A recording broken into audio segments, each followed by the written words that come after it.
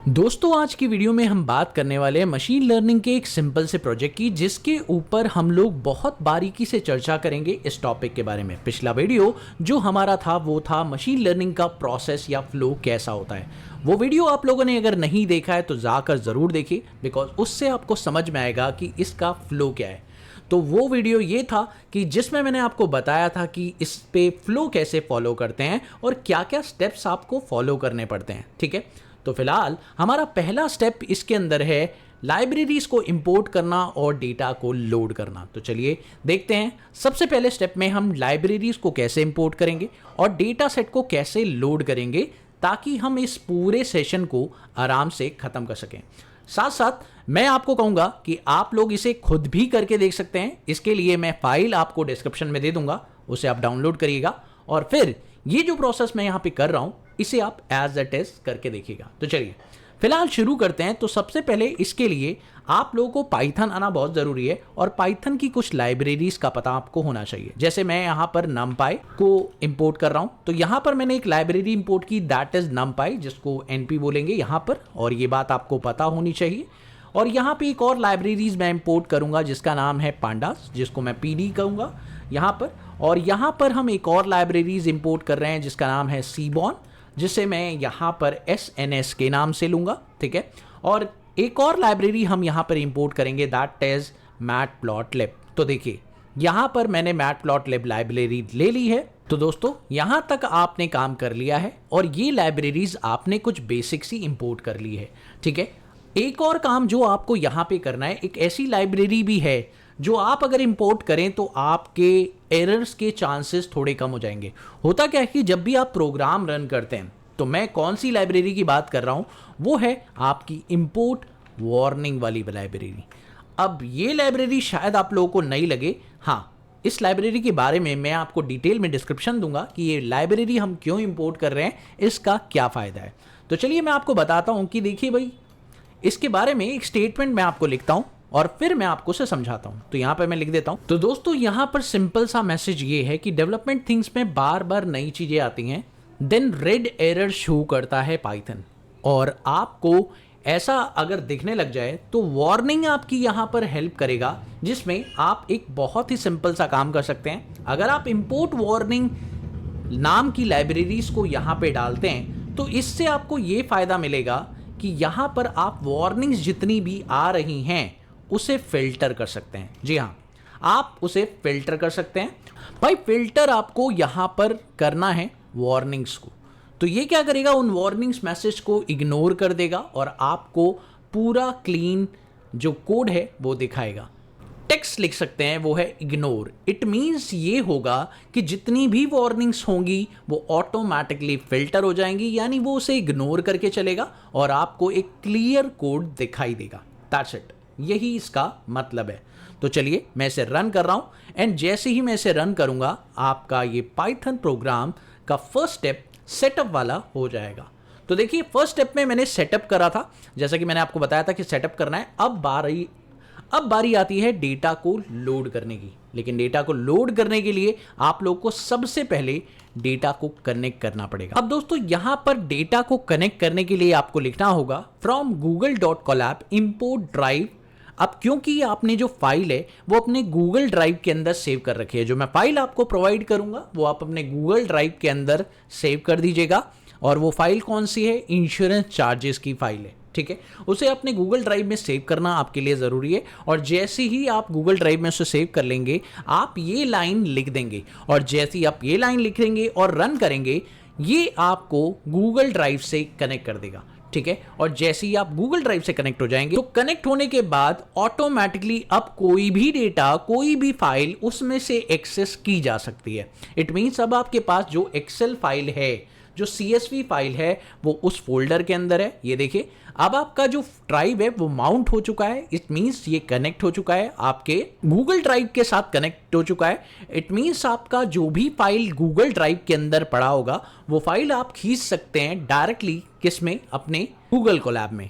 ठीक है, तो बहुत ही सिंपल है, ये कनेक्टिविटी का पॉइंट है, इसमें आपको ज़्यादा कुछ सोचना नहीं है। लेकिन अगर आप पाइथन में डायरेक्टली कर रहे होते तो ये करने की ज़रूरत आपको नहीं पड़ती। ठीक है, तो चलिए अब आपको क्या करना है, नेक्स्ट स्टेप आपको ये करना है आपको वहां से अब डेटा रीड करना है। तो डेटा रीड करने का सिंपल सा तरीका क्या है भाई? डेटा रीड करना है और सिंपल तरीका यह है कि जब आप डेटा रीड करना चाहते हैं तो यहां पर आपको क्या लिखना पड़ेगा? df pd.read, और वो एक CSV फाइल है जो कि आपके फोल्डर के अंदर, ड्राइव के अंदर सेव है insurance.csv नाम से। ठीक है, याद रखिएगा फाइल का जो नाम है वो insurance.csv है और ये फाइल आपके ड्राइव में सेव है। इट मींस आपको सिंपल यही वाली लाइन लिखनी है जो मैं अभी यहां पर लिख रहा हूं। ठीक है, तो इस लाइन को आप एज इट इज लिख दें और जब आप इस लाइन को एज इट इज लिख देंगे तो ऑटोमेटिकली आपकी जो फाइल है वो यहां पर उठकर आ जाएगी। चलिए अब इसे रन करते हैं और देखते हैं क्या ये कनेक्ट हो पा रहा है या नहीं। और अगर ये कनेक्शन फेल होता है, आपकी ड्राइव में वो फाइल नहीं होती, तो ये आपको एरर दे देगा। बट फिलहाल मुझे एरर नहीं दिया बिकॉज मेरी ड्राइव में insurance.csv नाम की फाइल स्टोर हो रखी है। ठीक है, चलिए आगे बढ़ते हैं। अब मैं देखना चाहता हूं कि जो उस फाइल के अंदर डेटा है वो क्या है। तो बहुत ही सिंपल है, नाउ डेटा को लोड करना। तो मैंने आपको पहला स्टेप बोला था कि भाई पहले स्टेप में आपको डेटा लाइब्रेरीज को इंपोर्ट करना है और डेटा को लोड करना है। ठीक है, तो अब डेटा लोड करने का वक्त आ गया है। डेटा लोड हो चुका है फाइनली। अब आप उसे देख सकते हैं। कैसे देखेंगे? सिंपल df लिख दें और जैसे ही आप df लिखकर इसे रन करेंगे तो नाउ अब आप देख सकते हैं कि आपका डेटा आपके सामने शो हो रहा है। इट मींस इसके अंदर एज का कॉलम, सेक्स का column, BMI, children, smoker, region और चार्जेस का कॉलम है। कोई दिक्कत परेशानी नहीं होनी चाहिए यहां तक, क्योंकि अब आपने डेटा का लुक देख लिया है। चलिए दोस्तों आते हैं अपने अगले स्टेप की तरफ कि अब आपको क्या करना होगा। तो नेक्स्ट स्टेप आपका बहुत ज्यादा इंपॉर्टेंट हो जाता है क्योंकि अब आपको EDA करना है। जी हाँ, तो अब हम यहां पर डेटा का EDA करते हैं। इट मींस क्या मतलब है? तो यहां पर आप टेक्स्ट लिख लिए। टेक्स्ट लेने के बाद सिंपल, और जब आप इसे रन करेंगे now the EDA process start there. अब EDA प्रोसेस में होता क्या है मैं पहले ही बता दूं कि हम यहां पर डेटास के हर सेक्शन को चेक करते हैं। जी हाँ, हमारा डेटा शुरू से लेकर अंत तक कैसा है ये हमें EDA से ही पता चलेगा, जिससे आप डेटास को एनालिसिस करेंगे, उसके हर एंगल देखेंगे, सारे एंगल। तो चलिए शुरू करते हैं EDA। अब EDA में सबसे पहला एंगल डेटा का देखना होता है। भाई आपके डेटा के अंदर हाउ मेनी, ये पता लगाना है कि how many rows and columns are in the data set. तो इसके लिए आप df.shape लिख देंगे। अब df.shape, शेप क्या है? शेप एक एट्रीब्यूट है डेटा का। जी हाँ, आपका डेटा फ्रेम जो बना है ऊपर से, और उस डेटा फ्रेम पर अगर आप शेप नाम का एट्रीब्यूट डालते हैं, ये इसकी प्रॉपर्टी है, तो अगर आप इसे रन करते हैं तो ये आपको डेटा के शेप के बारे में बताता है। अब डेटा के शेप में पहले यहां पर लिखा हुआ आ रहा है, अगर आप देखें ध्यान से तो इस डेटा के शेप में आपको दो चीजें दिखाई दे रही हैं। रोज दिखाई दे रहे हैं जो कि हैं 13, 38, और अगर मैं यहां पर कॉलम्स की बात करूं तो कॉलम्स दिखाई दे रहे हैं, दैट विल बी 7। ठीक है, तो बहुत सिंपल तरीके से आपको पता चल गया है कि आपके डेटा के अंदर कितने कॉलम्स और कितने रोज हैं। चलिए बात करते हैं EDA के नेक्स्ट स्टेप की। और EDA के नेक्स्ट स्टेप में हम ये देखते हैं शुरुआती और एंडिंग डेटा भी हमें देखना बहुत जरूरी है, क्योंकि कई बार होता यह है कि शुरुआत का डेटा तो बहुत सही होता है लेकिन आखिरी का डेटा कई बार खराब निकल जाता है। तो आपको स्टार्टिंग और एंडिंग का डेटा एक बार जरूर चेक करना चाहिए। तो इसके लिए आप लिखेंगे df.head। अब हेड नाम का फंक्शन जैसे ही आप यूज करते हैं तो ये आपको शुरुआत के 5 डेटा सेट दिखा देगा। ठीक है, और सेम अगर आप एंडिंग ऑफ द डेटा देखना चाहते हैं तो बहुत ही सिंपल टेक्निक है, स्टेप फॉलो करेंगे। यहां पर df.tail लिख देंगे आप, और टेल नाम का फंक्शन जैसे ही आप लिखकर एंटर प्रेस करेंगे, now see that the last data will show. अब अगर आप चेक करें डेटा को थोड़ा सा देखें ध्यान से, तो भाई डेटा के अंदर जो इंफॉर्मेशन प्रोवाइडेड है, ऐसा नहीं है कि इंफॉर्मेशन खराब है, बेकार है, कहीं चार्जेस ज़्यादा तो नहीं है। अब ऐसा हमें करना क्यों पड़ा? बहुत सिंपल सा स्टेप है। इसको करने का सिंपल रीज़न ये था कि हमें ये पता चल जाए कहीं आपके डेटाज में कोई आउटलायर तो नहीं है। ऐसा तो नहीं है कि कहीं चार्जेस लास्ट में जाकर बहुत ज़्यादा हो जा रहे हैं, ऐसा तो नहीं है लास्ट में बहुत बड़े बड़े डेटाज हैं, ऐसा तो नहीं है लास्ट में ज़्यादा एज वाला डेटा है। तो आपको ये ज़रूर देखना है। It means analysis of the data is very important, जो कि आप ईडीए के थ्रू करेंगे। चलिए दोस्तों, एनालिसिस का अगला स्टेप क्या आता है? ईडीए से आप एक और काम जरूर करेंगे और वो है डेटा के बारे में एक और जानकारी, that is information about the data type. जी हाँ, अब आपको एक और ही जानकारी बहुत ज़्यादा इंपॉर्टेंट है जो आपको चेक कर लेनी चाहिए अपने हर कॉलम के ऊपर कि भाई आपके डेटास का टाइप क्या है। जी हाँ, इंफॉर्मेशन निकालना बहुत ज़्यादा ज़रूरी है और डेटा का टाइप पता लगाना वो भी बहुत ज़्यादा ज़रूरी है। तो चलिए अब यहाँ पर df.info नाम का फंक्शन हम लगाते हैं और जैसे ही हम लोग इन्फो चलाएंगे तो आप देखें आपके डेटास के बारे में इंफॉर्मेशन यहाँ पर पता चल जाएगी। अब आप चेक कर सकते हैं कि आपके डेटास की ये इंफॉर्मेशन आपको बता रहा है कि कौन कौन से कॉलम्स इसके अंदर है और उनका क्या क्या टाइप है। और यहां पर आपको डेटा टाइप दिखाई दे रहा है कि एज कॉलम आपका इंट है, कोई प्रॉब्लम नहीं है। सेक्स जो कॉलम है वो ऑब्जेक्ट है।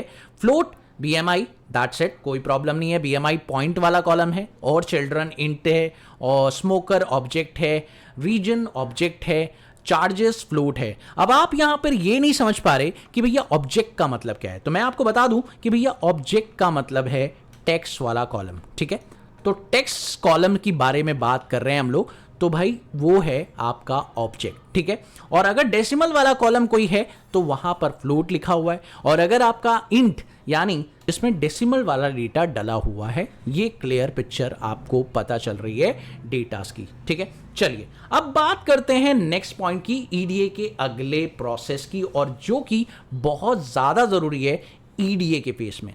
भाई एक और बहुत ज्यादा जरूरी इंफॉर्मेशन वो ये है डेटा का describe.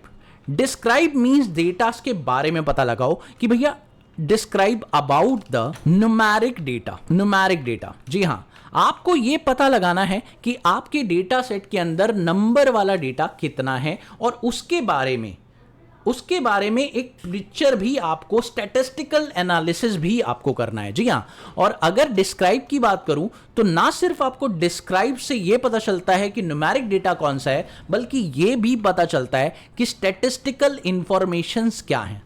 It means statistical information से मेरा मतलब है मैक्सिमम वैल्यू उस कॉलम में कितनी है, मिनिमम वैल्यू उस कॉलम में कितनी है, स्टैंडर्ड डेविएशन उस कॉलम में कितना है, और उसमें आपका मीन कितना है। और उसके अलावा भी बहुत सारी चीजें पता चलती हैं, बट इसको पता करने के लिए आपको क्या लिखना होगा, df.describe नाम का फंक्शन यूज करना होगा।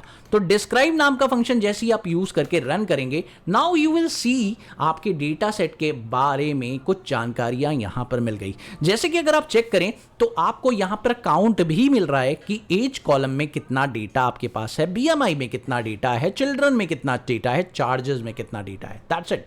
उसके अलावा आपको mean, standard deviation, minimum value 25%, 50%, 75%, ये क्या दिख रही है भाई। एक चीज बहुत जरूरी है जो कि आप लोग यहां पे देखिए, एज में 25% का मतलब ये है कि जो 25% वाला डेटा है वो 27 एज का है। ठीक है, और उसके अलावा बचा हुआ 50%, यानी अगर आपको ओवरऑल 50% आप डेटा देखें तो भैया 50% डेटा 39 एज वाला है। उसके अलावा 50% से 75% डेटा आपका 51 एज वाला है। ये आपको बता रहा है। इसी तरीके से आप एनालिसिस करते हैं अपने डेटा सेट का, बट अगर आप थोड़ा और बेहतरीन एनालिसिस करना चाहते हैं तो आप एक और काम कर सकते हैं इसके अंदर। दोस्तों आप एक चीज नोटिस करिए, मैंने यहां पे लिखा इंक्लूड ऑल। अब इंक्लूड ऑल से आपको कौन सा डेटा दिखाई दिया भाई, अब आपको सारे कॉलम दिखाई दे रहे हैं। इवन दो यहां पर आपको इंक्लूड ऑल करने से न्यूमेरिक और टेक्सचुअल दोनों कॉलम दिखाई दे रहे हैं,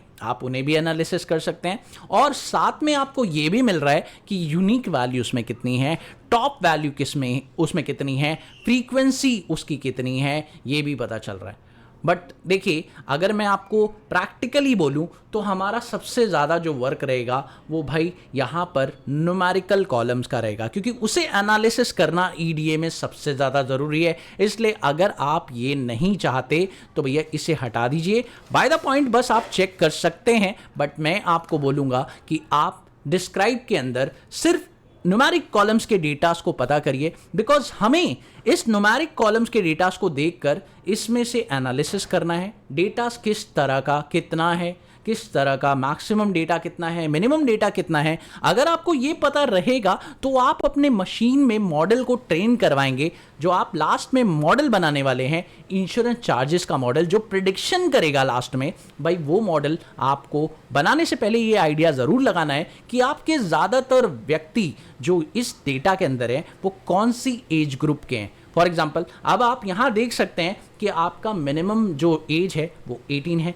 और मैक्सिमम एज जो है वो 64 है। यानी आपके मॉडल को 18 से 64 साल की एज तक ट्रेन होना पड़ेगा और इस तरह के डेटास पर वो ट्रेन होना भी चाहिए, क्योंकि अगर आपको इसका डेटा उसे प्रोवाइड करना है और मशीन को आप इस तरह का डेटा, नया डेटा देंगे तो प्रेडिक्शंस होनी चाहिए। इट मीन्स आप लोगों को इससे देखकर ये एनालिसिस मिलेगा कि भैया आपका बीएमआई वाला डेटा किस रेंज में होना चाहिए, चिल्ड्रन वाला डेटा किस रेंज में होना चाहिए। ये भी बहुत इंपॉर्टेंट फैक्टर रहेगा, ठीक है। तो इससे आपको ये पता चल सकता है। नाउ दोस्तों, नेक्स्ट पॉइंट आप लोगों के लिए एनालिसिस के बाद शुरू होता है ये कि भैया एनालिसिस करते समय आपको एक जानकारी और निकालनी है।